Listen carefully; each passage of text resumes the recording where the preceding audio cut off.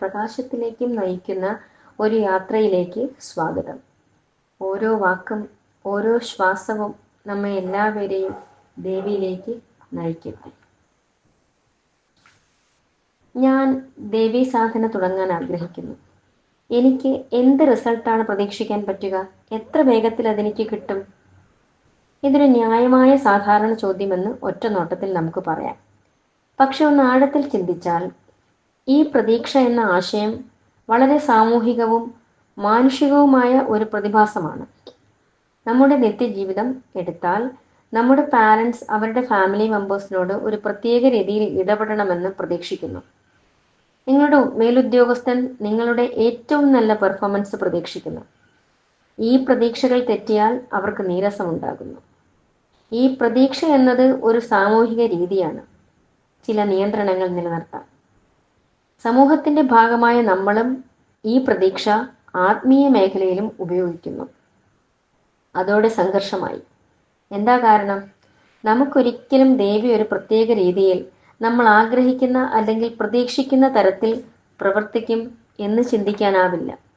കാരണം മനുഷ്യന്റെ കാഴ്ചപ്പാടുകൾ വളരെ ഇടുങ്ങിയതും പരിമിതപ്പെട്ടത് അല്ലെങ്കിൽ ലിമിറ്റഡും ആണ്. അതിന് ദേവിയുടെ മഹത്വം മനസ്സിലാക്കാൻ പറ്റില്ല. നമ്മുടെ ആനുകാലികമായ പ്രശ്നങ്ങൾക്കും കാരണങ്ങൾക്കും അപ്പുറം നമുക്കൊരു കാഴ്ചപ്പാടില്ല. നാം സാധാരണയായി ചെയ്യുന്നത്, ദൈവമേ, എൻ്റെ ഈ പ്രശ്നം സോൾവ് ചെയ്തു കഴിഞ്ഞാൽ ഞാൻ മറ്റൊന്നും ആവശ്യപ്പെടില്ല.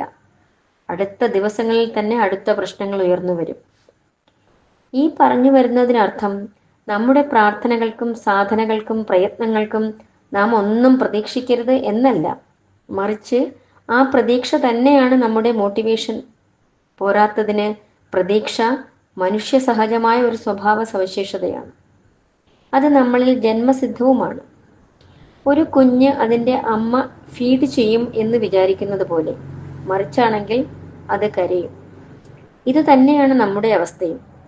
നമ്മുടെ പുരാണങ്ങളിലും പ്രതീക്ഷയിലൂന്നിയുള്ള കാര്യങ്ങളാണ് പറഞ്ഞിരിക്കുന്നത്. രാമായണത്തിൽ ദശരഥ മഹാരാജാവ് പുത്രകാമേഷ്ടി യാഗം നടത്തിയത് തന്നെ ഒരു പുത്രനെ ലഭിക്കുവാനായാണ്. മോക്ഷത്തിനു വേണ്ടിയുള്ള ആഗ്രഹം പോലും പ്രതീക്ഷയാണ്. പക്ഷേ നമ്മൾ മനസ്സിലാക്കേണ്ടത് ഇതാണ്: പ്രതീക്ഷകൾ നല്ലതാണ്, പക്ഷെ അവയെ മനുഷ്യ കാഴ്ചയിൽ പരിമിതപ്പെടുത്തരുത്.